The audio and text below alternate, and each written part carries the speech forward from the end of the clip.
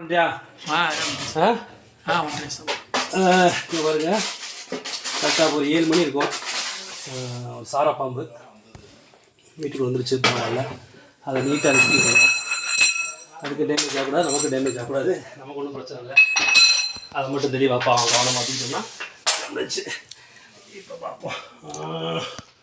தெரியுதா பாம்பு? தெரியுதா? அவ்வளோ தெரியல ஸ்தாபா. சும்மா கிட்ட வா, வாடா, இங்கே வந்து போடா, சும்மா வாடா. தெரியுதா மக்களே? ஆமாம் ஆமாம் இருக்கு. இல்லை பெரிய பாம்பு. பெரிய பாம்பு. ரைட்டு, இதை வெளியே எடுப்போம். வாயா.